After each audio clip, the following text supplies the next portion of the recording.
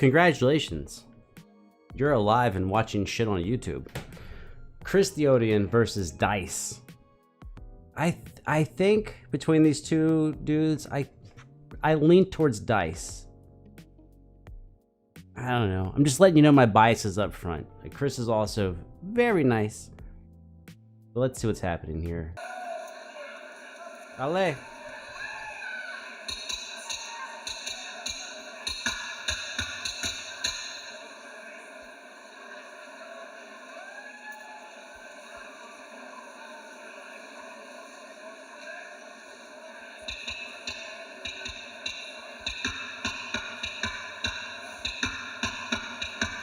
Ooh.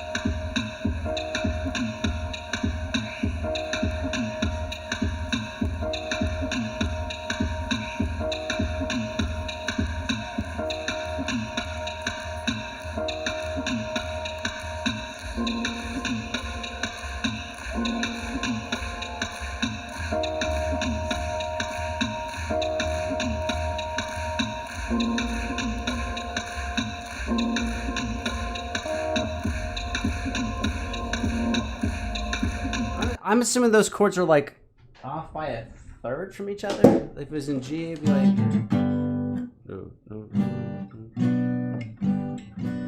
Those are not the same chords. I'm thinking. Sorry. It helps me like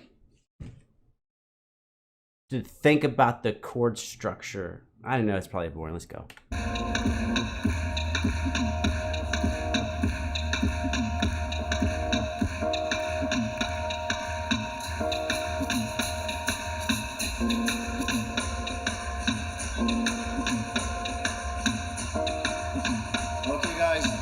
Oh, it just might be minor 1 to minor 4.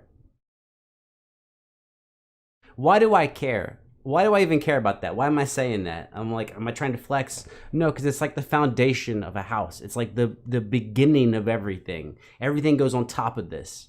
So understanding what the foundation is kind of gives you a better perspective of what's happening with the entire thing. If I said, let's start our scene on top of a mountain versus on a beach or on a lake or in a ghetto, like a slum in, I don't know, somewhere in Brazil. Those all set your expectations. I would love to make a love song dedicated to Slizzer. So if you're there, it's for you guys. Yeah.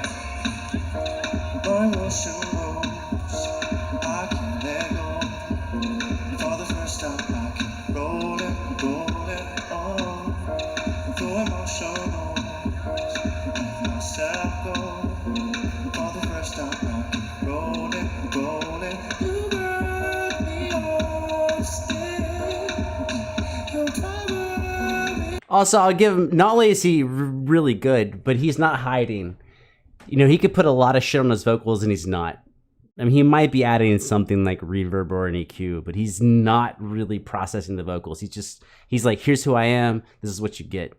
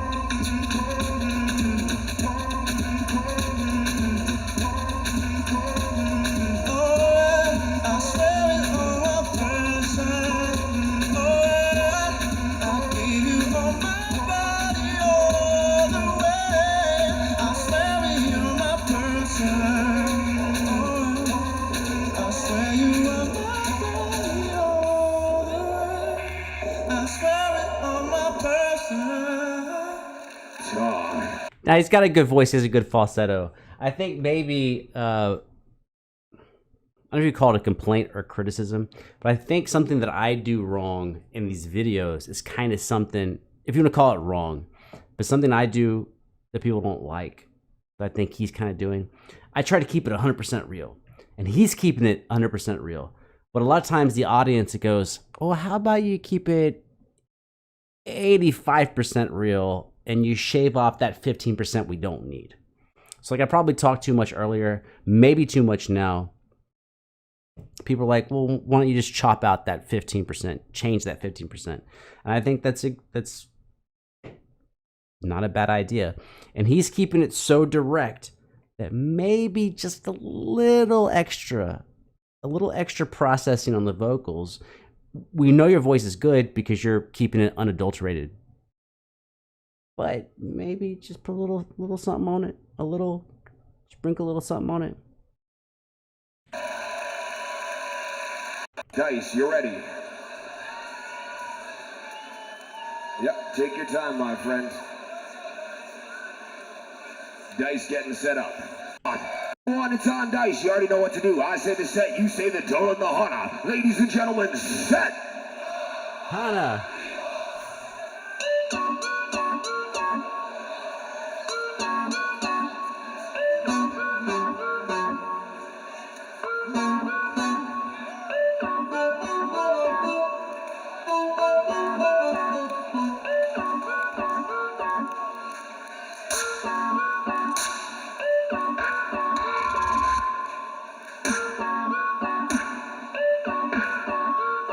So again, if you care about chords, I don't know the exact chords, but I know what he's doing. It's starting off and then dropping to a second chord and dropping to a bottom, and then going back up that same mountain.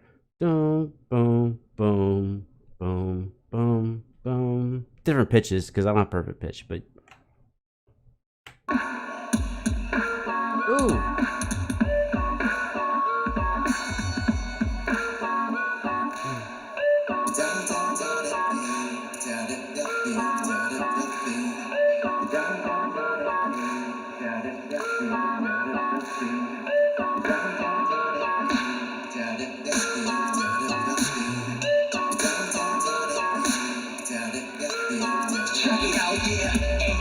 Oh shit, what?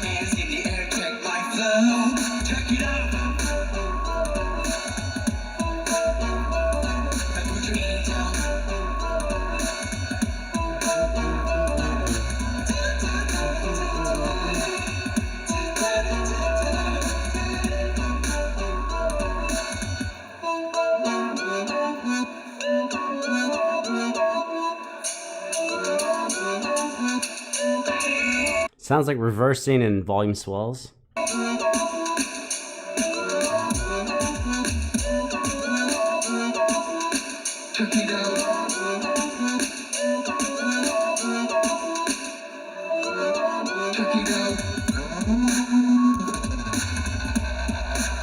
Hold on. Let's go back to the chords because I think this is important. I think he did reverse it, even though it's just one time me hearing it.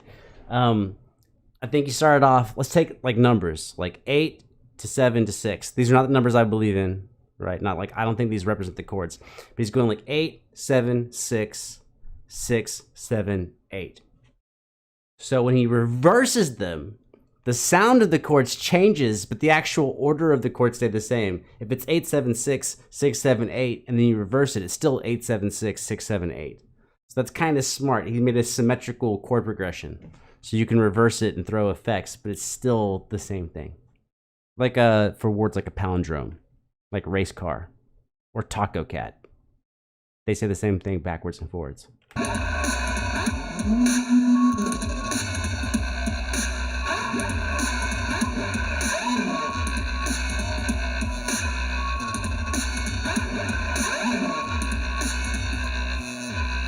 Check it out.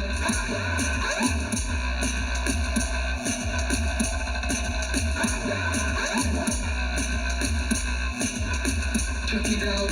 Check it out.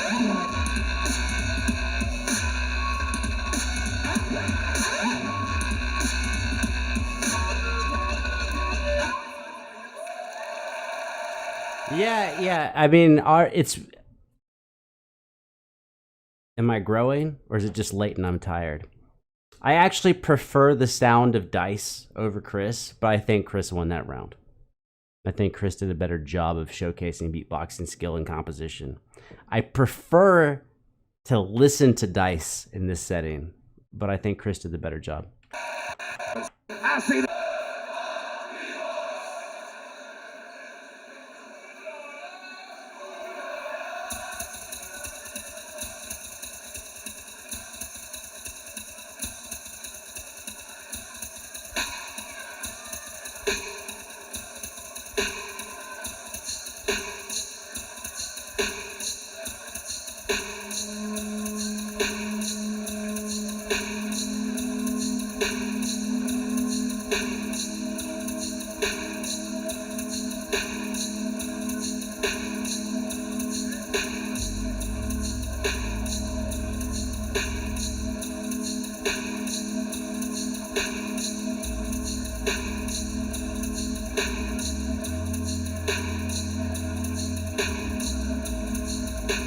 Oh, that's interesting. So he built the chords, the root, third, and fifth.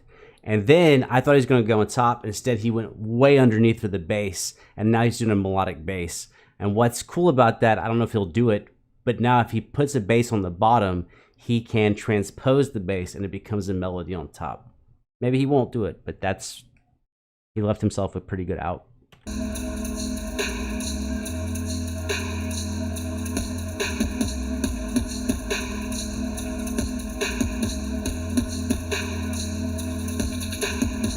It's also just up and down a minor scale, probably to 5. Bum, bum, bum. Wrong key, but whatever.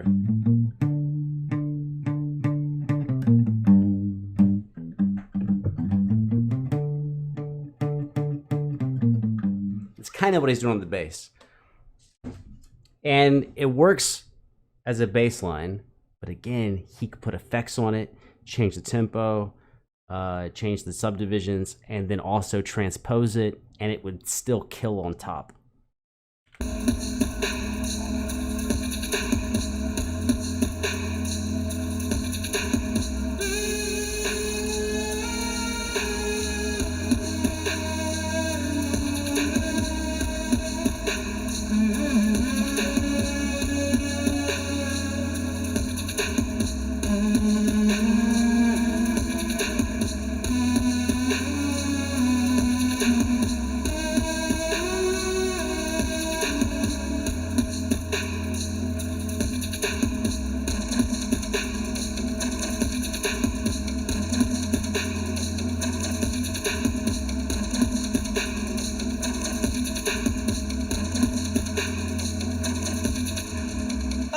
Take you on display.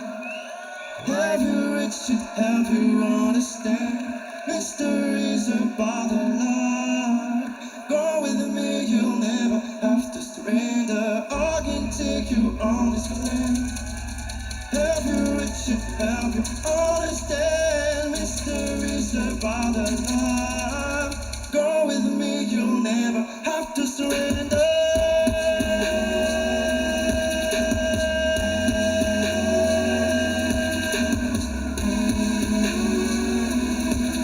So no, he never put the bass on top. He just kept a good bass on the bottom. That same 1 to 5, 5 to 1 scale shape. He just kept stacking other things on top.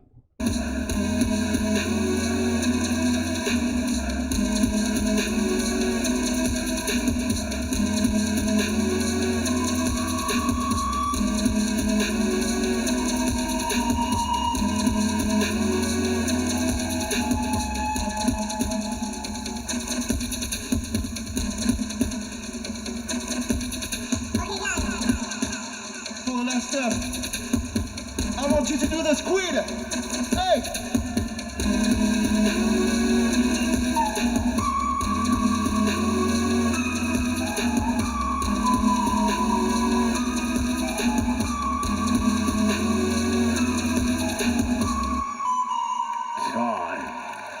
Okay, that I love the sound of it, and it's killer, You know, I'm like, I don't really have like somebody I'm rooting for, but I've watched so many Dice videos that I think are they're just killer sounds. But I'm about to come up with a new vocabulary because now everyone's got killer sounds. Sorry, killer sounds that I like. Go see the set.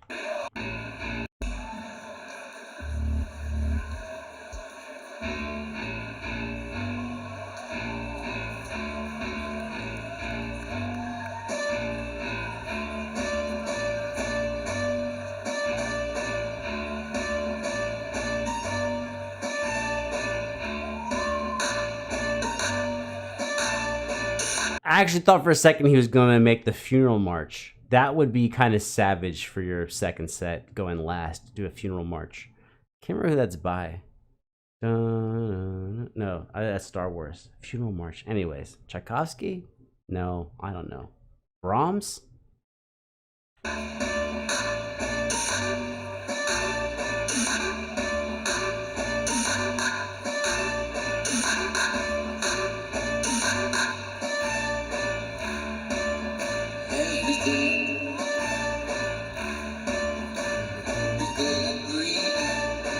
I gotta look it up.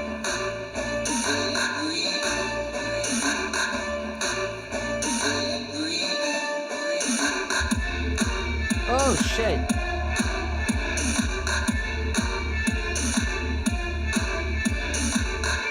In case you care, I think it's Chopin. Chopin for the funeral march. Back up. Let's not disrespect Dice.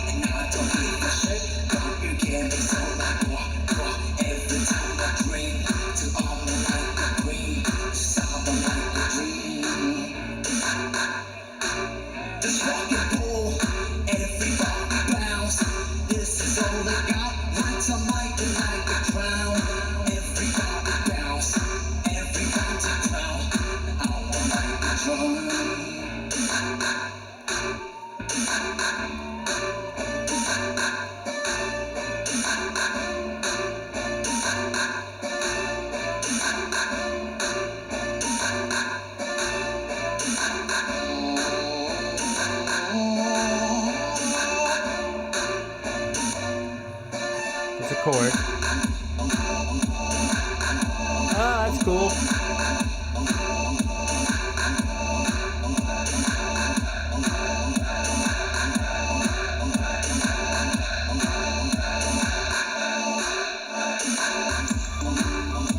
Oh, fuck.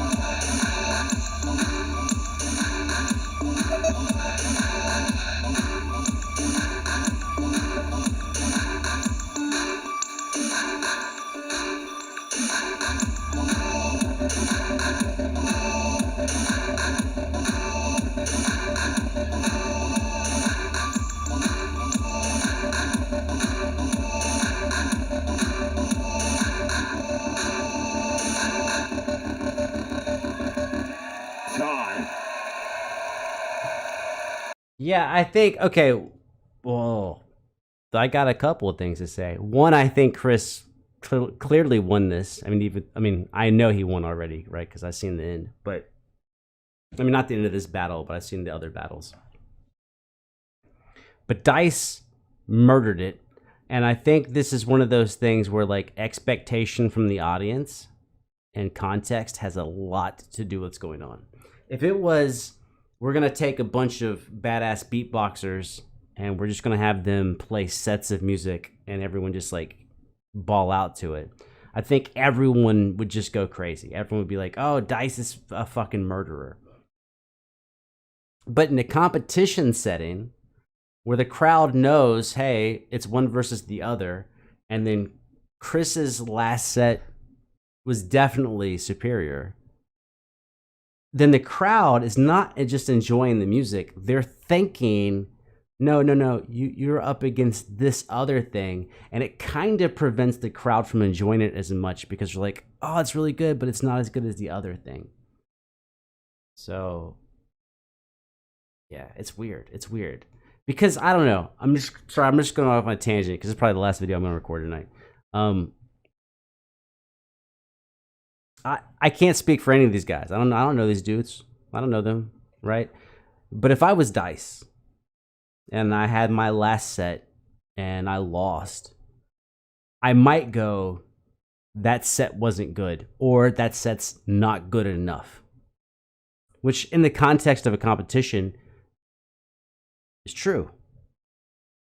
But don't go like the set's not good enough. The set's not good enough for the context of a competition.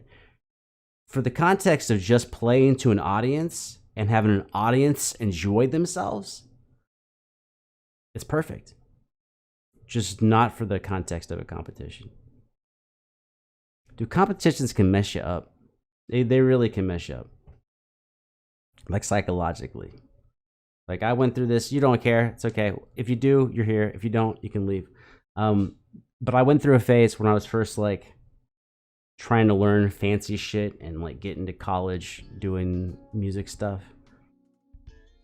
where I would take things that I played, basically exactly what I just said before, but in the context of guitar. I would take things that I played that I thought were great. I played them in front of a judgmental, not judgmental like negative, but like the people that needed to like admit me, panels or whatever. And if they didn't like it, I would just stop playing it.